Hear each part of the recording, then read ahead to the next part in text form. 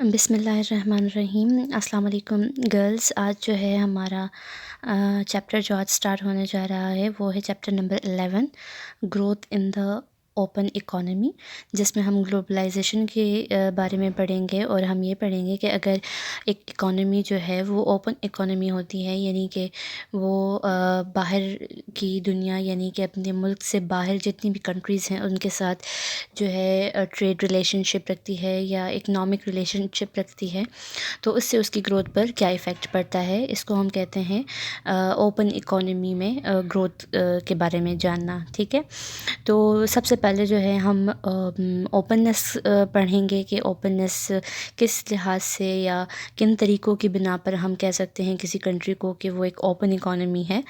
तो आपकी बुक में है पेज नंबर 305 पर ये chapter number 11।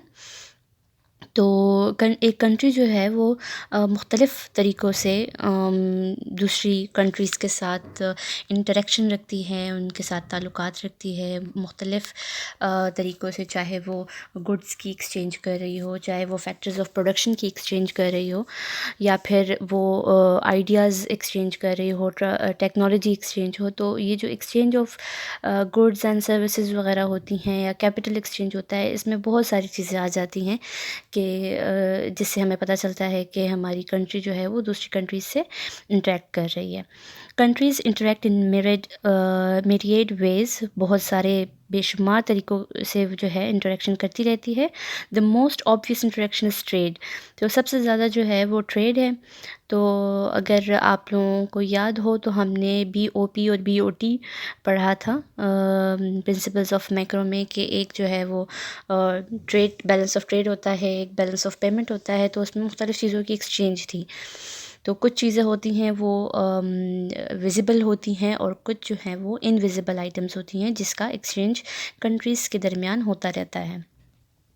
Countries do not consume only the goods and services produced within their own borders, कि कंट्रीज़ ना सिर्फ अपने ही मुल्क में पैदा की हुई, प्रोड्यूस की हुई चीज़ों को इस्तेमाल करती हैं, बल्कि मुख्तलिफ़ दूसरी कंट्रीज़ के आइटम्स भी आजकल के दौर में हम यूज़ कर रहे होते हैं। जैसे अगर हम पाकिस्तान में बैठे हैं और हम सऊदी में या चाइना की बनी हुई कोई चीज़ है वो यहाँ पर यूज़ कर रहे होते हैं। अक्सर कपड़ा होता है तो हम कहते हैं कि ये कोरियन कपड़ा है जो हम इस्तेमाल कर रहे हैं, ये फ़लाँ जगह की जो है वो चाय है, या फिर इम्पोर्टेड परफ्यूम्स हैं। ठीक है, तो ना सिर्फ ये जो फ़्लो होती है कंट्रीज़ के दरमियान, इंटरनेशनल फ़्लोज़ को कहा जा सकता है, ये गुड्स की भी होती हैं, इंटरनेशनल फ़्लो ऑफ गुड्स। ये flow of factors of production भी हो सकती हैं। फैक्टर्स ऑफ प्रोडक्शन जो कि 4 हैं, तो इसमें लैंड, लेबर, कैपिटल, ऑर्गेनाइजेशंस, यानी ऑर्गेनाइजर्स जो एंटरप्रेन्योर्स होते हैं वो भी एक कंट्री से दूसरी कंट्रीज़ में मूव कर सकते हैं। For example when savers in Japan invest in machinery to produce output in Indonesia, यानी कि एक जापान एक कंट्री है और उसके जो सेवर्स मीन उसके जो इन्वेस्टर्स हैं जो कि पैसा इन्वेस्ट करना चाह रहे हैं, वो इंडोनेशिया में इन्वेस्ट करते हैं और वहाँ पर मशीनरी लगाते हैं और उससे प्रोडक्शन होती है। ठीक है, तो ये हो गया physical capital flows between those countries. तो फ़िज़िकल कैपिटल इसमें एक्सचेंज हो रहा होता है। People flow across borders through immigration, लोग जो हैं वो एक जगह से दूसरी जगह जाते हैं, चाहे वो इन्वेस्टमेंट के लिए जा रहे हों, चाहे वो बिज़नेस पर्पस के लिए जाते हैं, चाहे वो मज़दूरी के लिए जाते हैं। क्योंकि हम देखते हैं कि हमारे आसपास इतने सारे लोग ऐसे होते हैं, किसी के भाई, किसी के अब्बू, किसी के चाचा वगैरह, जो कि कोरिया में या फिर मलेशिया में, दुबई में, सऊदी में, हम कहते हैं कि वो लोग वहाँ पर जाकर इनकम अर्न कर रहे होते हैं, जॉब्स कर रहे होते हैं, मज़दूरी करते हैं वहाँ पर। तो ये फ़्लो ऑफ पीपल होता है, फ़्लो ऑफ लेबर है, ह्यूमन कैपिटल है। ये कंट्री से कंट्री जो है वो मूव करता रहता है। To this list we could add flows of technology, तो ना सिर्फ गुड्स एंड सर्विसेज हो गई एंड फैक्टर्स ऑफ प्रोडक्शन हो गए, इसके अलावा टेक्नोलॉजी भी फ़्लो करती है, आइडियाज़ भी फ़्लो करते हैं, और यहाँ तक कि इंटरनेशनल एड यानी जो हेल्प होती है, जो मदद होती है, ये भी फ़्लो कर रही होती है। मिलिट्री कॉन्फ्लिक्ट और फॉरेन डोमिनेशंस, जो हमारी अफ़वाज हैं वो भी दूसरी कंट्रीज़ में जाकर कभी हेल्प कर रही होती हैं, कभी जो है वो सीक्रेटली वहाँ काम कर रही होती हैं, तो ये एक्सचेंज जो है ये चलता रहता है। Thus, far in our investigations of economic growth, we have mostly ignored economic interaction among countries. ये कह रहे हैं कि अगर हम जो 11th चैप्टर में आ गए और इससे पहले जो हमने 8 चैप्टर्स पढ़े थे, उन तमाम चैप्टर्स में हमने ये बात इग्नोर की कि कंट्रीज़ के माबैन जो इंटरेक्शन होती है उससे क्या ग्रोथ पर इफ़ेक्ट पड़ता है. When we studied the accumulation of physical and human capital, population growth and efficiency of production, ये तमाम चैप्टर्स जो हम पहले पढ़ चुके हैं, we assumed an economy that was closed off. तो हमने ये अज्यूम कर लिया था कि एक ऐसी इकोनॉमी की बात हो रही है जो कि क्लोज़ है और बाकी रेस्ट ऑफ द वर्ल्ड से उसका ताल्लुक नहीं है. The one exception to our close economy approach has been in thinking about technology. सिर्फ जो हमने टेक्नोलॉजी वाला चैप्टर पढ़ा तो उसमें हमने ये बात डिस्कस की थी कि टेक्नोलॉजी जो है वो उसका ट्रांसफ़र होता है. Transfer of technology between countries ये मुमकिन है. where we explicitly studied the flow of idea across borders. तो उसमें जो है वो एक्सप्लिसिटली हमने ये एक्सप्लेन किया कि बॉर्डर्स के दरमियान जो है टेक्नोलॉजी भी मूव करती है. ठीक है, हमारे प्रीवियस चैप्टर में ये बात थी. अब इस चैप्टर में जो है 3 क्वेश्चंस जो हैं अबाउट ओपननेस हमने इन्वेस्टिगेट करनी है. पहला क्या है, how does being open to the world economy affect countries economic growth. कि अगर हम दुनिया के दूसरे ममालिक के साथ ताल्लुकात रखते हैं तो किस तरह से हमारी इकोनॉमिक ग्रोथ को इफ़ेक्ट कर सकती है. Second, what are the particular channels through which openness affect growth. और वो कौन से ऐसे रास्ते हैं, ऐसे तरीके हैं जिससे हमारी इकोनॉमी इफ़ेक्ट होती है, हमारी इकोनॉमी की ग्रोथ इफ़ेक्ट होती है. And finally, why are some people oppose to openness. और क्यों कुछ लोग ऐसा कहते हैं कि ओपननेस इतनी नहीं होनी चाहिए. ठीक है, हमें जो है वो ख़ुद कफ़ील होना चाहिए, हमें किसी दूसरी कंट्री पर डिपेंड नहीं करना चाहिए. ऐसा क्यों होता है. We begin by considering how to measure the openness of the economy. सबसे पहले हम ये देखेंगे कि ओपननेस कितनी है. कोई कंट्री जो है वो अगर किसी दूसरी कंट्री से ताल्लुक़ रख रहा है या नहीं रख रहा, या किस हद तक रखता है, उस ओपननेस को हम मेजर कैसे करें. हम कैसे डिसाइड करें कि ये कंट्री जो है ये ओपन है या नहीं है. पहले हमें ये जानना होगा as well as how and why openness has increase in recent years. और कुछ जो हमारी पिछला जो डिकेड था, जो पिछले 10-20 साल हैं, उसके दरमियान जो ये ओपननेस है, ये जो ग्लोबलाइजेशन है, ये इतनी बढ़ गई है, तो इसकी क्या वजूहात हैं. तो पहले जो है हमने अटार्की और वर्सेस ओपननेस यानी कि ग्लोबलाइजेशन को हमने इसकी कंपैरिजन करनी है अटार्की के साथ. अब ये अटार्की क्या है. अटार्की जो है ओपननेस या ग्लोबलाइजेशन का ऑपोजिट है. अटार्की मीन्स ये एक ऐसा सिस्टम, एक ऐसी कंडीशन होती है कि जिसमें एक कंट्री अपने आप को ख़ुद कफ़ील समझती है और वो जो गवर्नमेंट होती है वो अपनी कंट्री को ख़ुद ही ऑपरेट कर रही होती है इकनॉमिकली, और वो तमाम दूसरी कंट्रीज़ से ताल्लुक़ ख़त्म कर देती है और अपने आप को हर एक चीज़ में ख़ुद कफ़ील समझती है.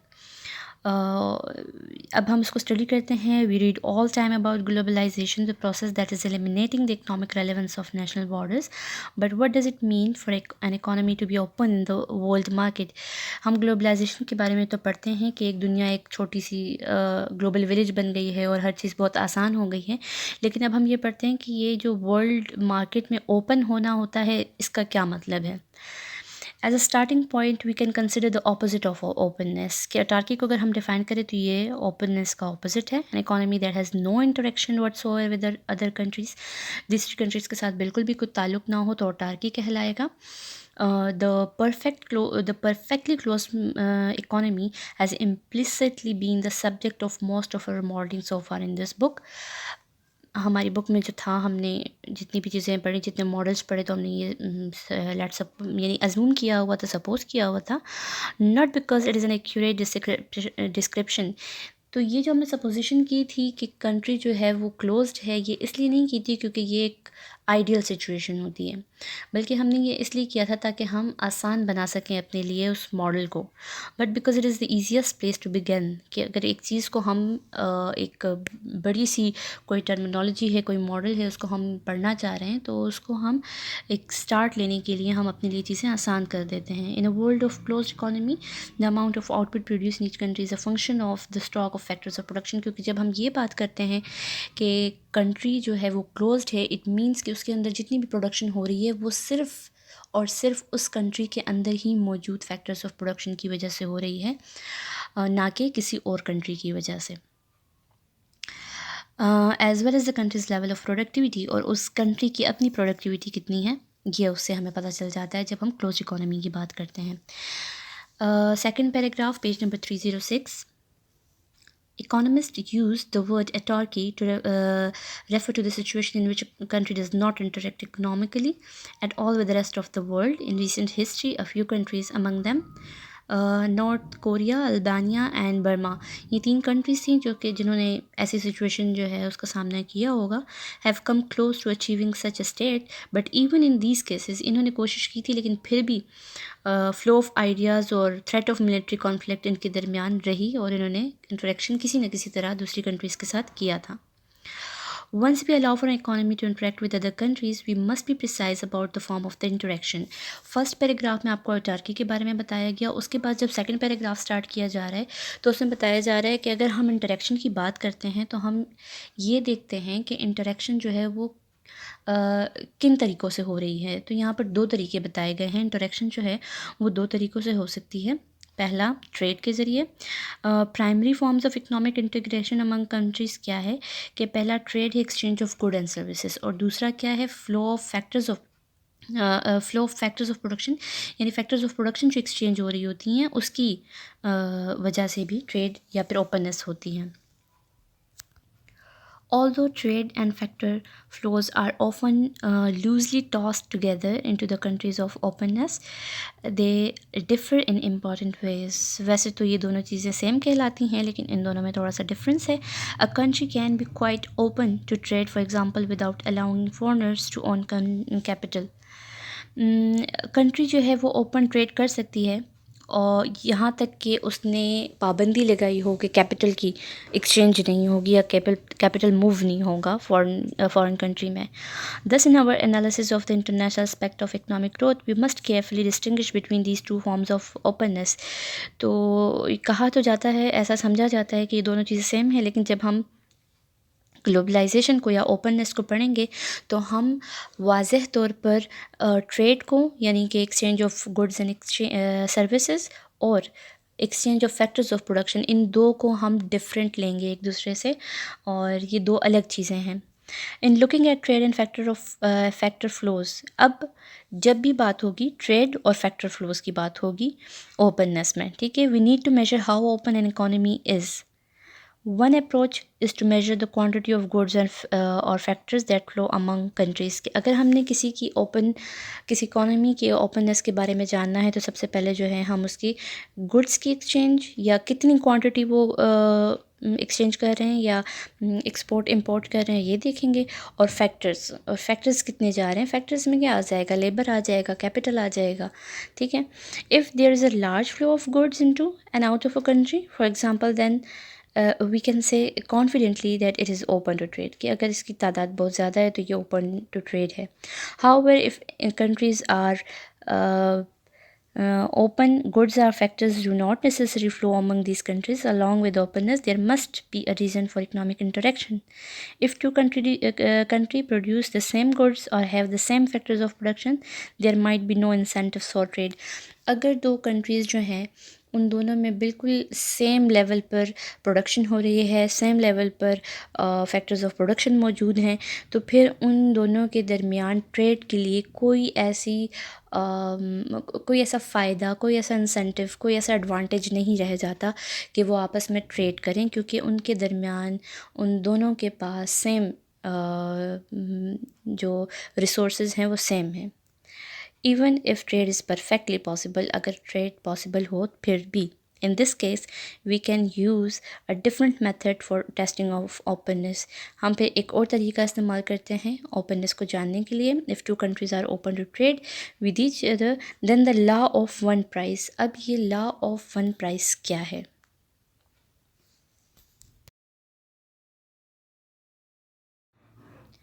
लॉ ऑफ वन प्राइस का मतलब ये है कि अगर दो कंट्रीज़ हैं तो उन दोनों कंट्रीज़ में जितनी भी गुड्स प्रोड्यूस हो रही हैं वो सेम प्राइस पर सेल की जा रही हैं या सेम प्राइस पर प्रोड्यूस की जा रही हैं.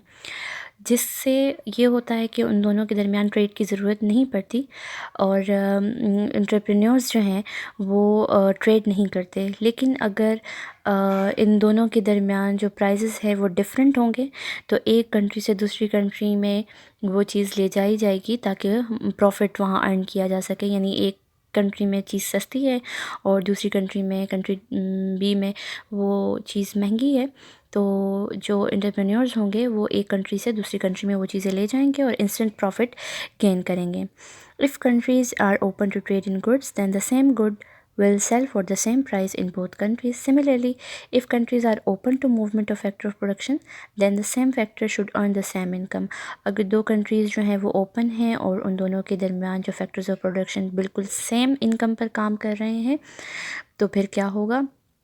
Turning this notion around, we can measure the degree of integration between two economies by measuring the differences in prices.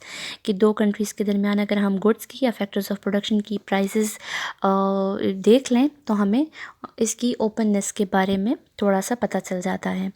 We would never expect the law of one price to hold perfectly. कभी भी दो countries में ऐसा नहीं होता कि जो prices हों वो बिल्कुल सेम हों। It always cost something to transport goods and factors from place to place. कि ट्रांसपोर्टेशन जो कॉस्ट होती है वो डिफरेंट हो सकती है, but we can use the degree of similarity of prices as a measure of integration. लेकिन हम इंटीग्रेशन यानी कि दो कंट्रीज़ के दरमियान कितनी यकजहती है, कितना वो मिलकर काम कर सकते हैं, ये हम जज कर सकते हैं उनकी प्राइजेस से। ये एक हमारे लिए एक हेल्पफुल रहता है। Likewise the closer are prices of same factors of production the more integrated are the countries. जितनी प्राइजेस सेम होंगी उतना उन कंट्रीज़ के दरमियान इंटीग्रेशन होगा market for factor of production. Using these two gauges of openness we can measure where a country fits between the two extremes of perfectly autarky and perfect openness. इन दो तरीक़ों से हम ये जान सकते हैं कि कंट्री जो है वो परफेक्ट अटार्की में है या फिर परफेक्ट ओपननेस है। If we do so we will find large differences among countries in their degree of openness. तो उनकी डिग्री ऑफ ओपननेस जो है वो हम जान पाएंगे, as well as large changes in openness over time, और वो कितने टाइम में उनकी जो ओपननेस ओवर टाइम कितनी रही ये भी हम जान सकेंगे, यानी हम मेजर कर सकेंगे। अब measurement of output in open economy, I think कि किसी का जो है वो टॉपिक भी था, युसरा का था या किसी स्टूडेंट का था जिसने ये डिस्कस किया था कि हम ओपन इकोनॉमी को मेजर कैसे कर सकते हैं। तो ओपन इकोनॉमी में जब हम आउटपुट को मेजर करते हैं तो यहाँ पर ज़िक्र किया गया है जीएनपी और जीडीपी का, कि दो कंट्रीज़ हैं और दोनों के दरमियान अगर एक ही कंट्री में प्रोडक्शन हो रही है और दूसरी कंट्री के लोग आकर यहाँ पर फैक्टर्स ऑफ प्रोडक्शन यूज़ करते हैं और काम करते हैं तो वो उस कंट्री की जीडीपी कहलाएगी। हालांकि जिस कंट्री ने यानी कि यहाँ पे एक यूएस और दूसरी क्या है इजिप्शियन एग्ज़ाम्पल दी गई है, पहले इटली की दी गई है, इटली अमेरिका की। और उस एग्ज़ाम्पल के थ्रू आपको समझा देती हूँ। Page number 307, measuring output in open economy, allowing for trade in goods among countries does not require a fundamental alteration in the conceptual framework we have been using to analyze national income. Once we allow for the international movement of factors of production, however, the picture becomes more complicated.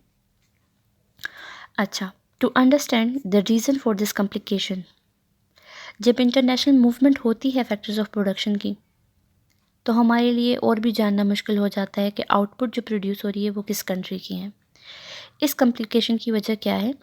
Consider, यानी for example समझाया जा रहा है, what happens when an American invest her capital in a foreign country, से Italy. अगर किसी American ने Italy में इन्वेस्टमेंट की, ठीक है, that capital used for production earns a return that is paid to the owner of the capital. तो उस इन्वेस्टमेंट से जो अर्निंग होगी, जो पैसे आएंगे वो अमेरिकन जो है वो उसको मिलेंगे, ठीक है। We have seen that capital income is part of the national income. हमने ये भी कहा है जो कैपिटल से इनकम अर्न होता है वो नेशनल इनकम का हिस्सा होता है। But in the instance of our American investors, should that capital income be counted as a part of income in Italy?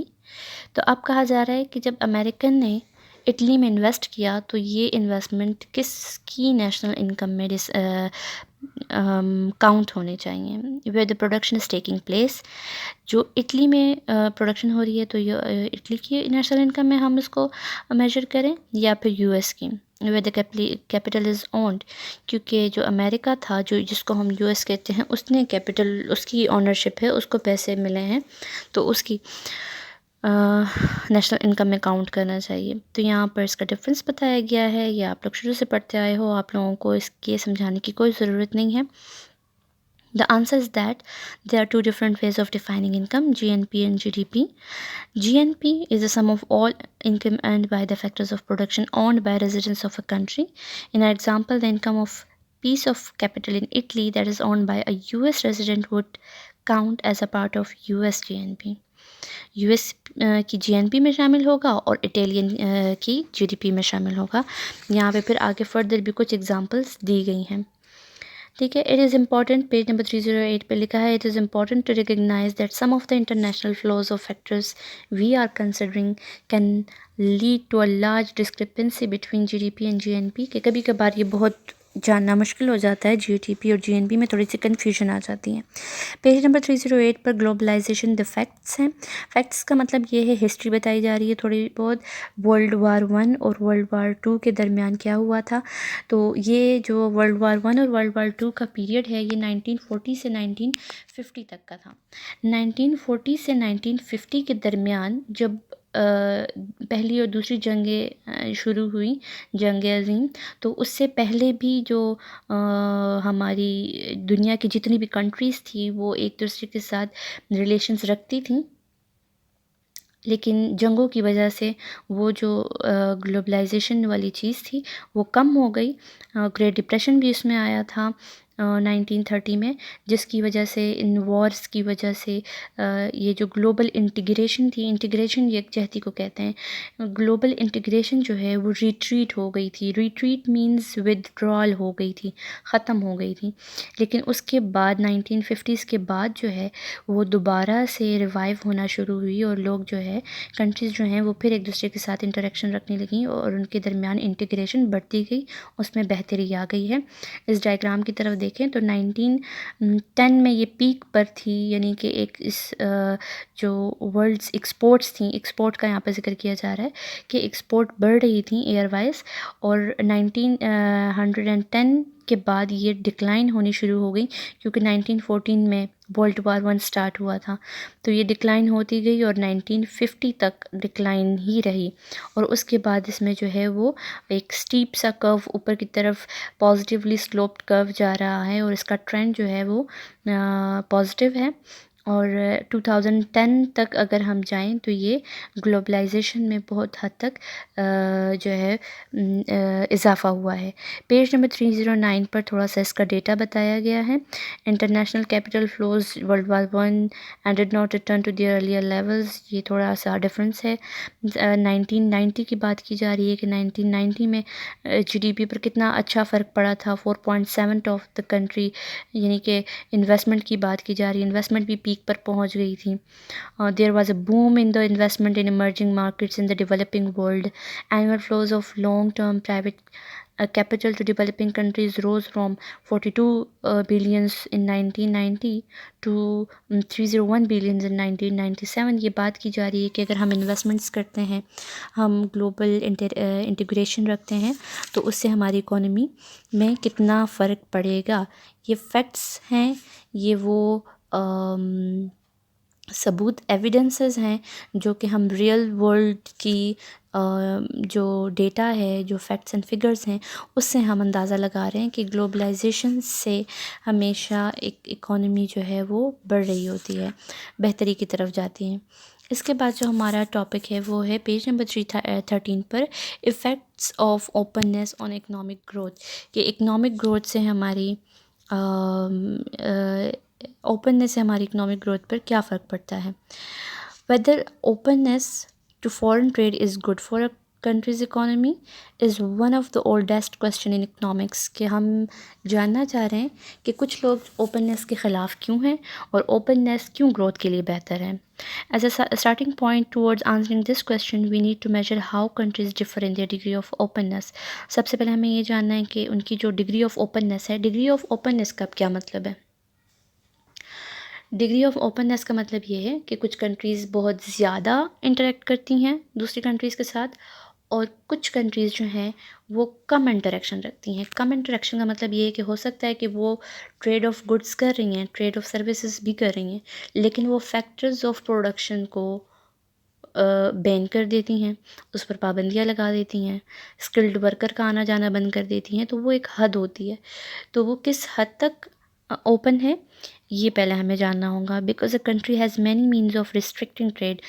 Countries के पास बहुत सारे तरीके होते हैं जिससे वो ट्रेड को रिस्ट्रिक्ट कर सकता है. एंड फैक्टर मूवमेंट्स को रोक सकता है. Measuring a country's degrees of openness required some judgement. ये कुछ जजमेंट जो है, कुछ चीज़ें ऐसी होती हैं जिसको हमें स्टडी करना पड़ेगा ताकि हम पता कर सकें कि कौन सी कंट्री कितनी ओपन है. पेज नंबर 314 पर एक डायग्राम बना हुआ है जिसमें relationship between economic openness and GDP per capita बताई जा रही है. ओपननेस को रिलेट किया गया है जीडीपी पर कैपिटा इनकम से. ओपननेस जो है, एक्स एक्सिस पर ओपननेस लिया गया है, वाई एक्सिस पर जो है एवरेज जीडीपी ली गई है. तो जैसे जैसे ओपननेस बढ़ती जा रही है, जीडीपी जो है वो इंक्रीज़ करती जा रही है. देखें, अगर हम इस डायग्राम में ऑलवेज क्लोज्ड लिखा हुआ है, इसकी जीडीपी 4000 से 6000 के दरमियान है, और उसके बरअक्स उसके ऑपोजिट ऑलवेज ओपन जो लिखा है, तो ये वो कंट्रीज़ हैं, एवरेज लिया गया है, ये वो कंट्रीज़ हैं जिनकी एवरेज जीडीपी जो है वो 24,000 तक पहुंच जाती है. ठीक है, तो ये डायग्राम देख लें ये कि ये ओपननेस जो है किस तरह इकोनॉमिक ग्रोथ को या जीडीपी को इफ़ेक्ट करती हैं. The data used here are from 2 studies that examine a number of aspects of openness such as the level of tariff, manipulation of the exchange rate and government monopolies on export. यहाँ पर बताया जा रहा है कि हमने जो openness x axis पर लिया है 1965 से 2000 तक, तो ये किस बेस पर लिया है, हम कैसे कह सकते हैं कि ओपननेस कितनी थी. तो उसके लिए इन्होंने 3 चीज़ें ली हैं. एक लेवल ऑफ टैरिफ. टैरिफ क्या है, यानी एक्सपोर्ट पर कितना टैक्स लगाया गया है, या एक्सपोर्ट के लिए रास्ते कितने मुश्किल बनाए गए हैं, हर्डल्स हैं एक्सपोर्ट्स में, या फिर एक्सपोर्ट को इजी बनाया गया है through subsidies. Manipulation of the exchange rate के ज़रिए, और मोनोपलीज ऑन एक्सपोर्ट. ये 3 चीज़ें हैं जो कि हमारी ओपननेस को ज़ाहिर करती हैं. For every year between 1965 and 2000, each country is assigned a value of 1 if it was open and 0 if it was not. Diagram shows the relationship between openness and the level of GDP per capita in 2000. अच्छा ठीक है, ये मैंने आपको समझा दिया. उसके बाद देखिए the 11.2 diagram shows the more open to the world economy countries are, the more likely they are to be rich. ठीक है, पेज नंबर 315 पर आ जाएं तो वहाँ क्या है. ऑल दो results the results in figure 11.3 is striking, it does not prove that being open to the world economy makes a country rich. कि हमने जो फैक्ट्स कलेक्ट किए, जो स्टडी किया, उससे हमें ये डेटा, ये डायग्राम मिला है, लेकिन ये बिल्कुल ये बात ये प्रूफ नहीं करती कि अगर हम ओपन टू द वर्ल्ड होगी एक इकोनॉमी तो वो रिच भी कहलाएगी. क्योंकि perhaps openness is a luxury that only rich countries can afford. यहाँ पर बात, यानी कि जो समरी है इस डायग्राम की, इस जो हमने पढ़ा, इसकी समरी जो है वो ये है कि वैसे तो हम देख रहे हैं कि जितनी ओपननेस होगी उतनी जीडीपी ज़्यादा होगी, लेकिन कहा जा रहा है ऐसा भी तो मुमकिन है कि जो कंट्रीज़ रिच हैं या जिनकी जीडीपी ज़्यादा हैं, उनके लिए अपनी इकोनॉमी को ओपन रखना उतना आसान हो, और जो कंट्रीज़ रिच नहीं है, पुअर हैं, उनके लिए ओपन होना या दूसरी कंट्रीज़ के साथ इंटरेक्शन रखना उतना ही मुश्किल होगा. ठीक है, तो परहैप्स ये भी हो सकता है, ये भी मुमकिन है कि ओपननेस जो है वो एक ऐसी लग्जरी हो जो सिर्फ रिच कंट्रीज़ ही अफोर्ड कर सकते हों. ठीक है। Maybe some third characteristics of countries tend to make them both rich and open. To determine whether being open to the world economy will cause a country to be rich, we take three approaches. अब जो तीसरी approach है, अब जो तीन approaches की बात की जा रही है वो ये है कि हम ये देख रहे हैं to determine whether being open to the world economy will cause a country to be rich, कि एक कंट्री को रिच बनाने के लिए ओपननेस कितना रोल अदा करती है। इसको हम तीन तरीक़ों से पढ़ेंगे। अब तीन अप्रोचेस से, पहला ग्रोथ रेट, दूसरा ग्रोथ रेट चेंज और तीसरा जोग्राफिक फैक्टर्स, कि इन तीन तरीक़ों से हम देखते हैं कि इफ़ेक्ट कितना आएगा। ठीक है।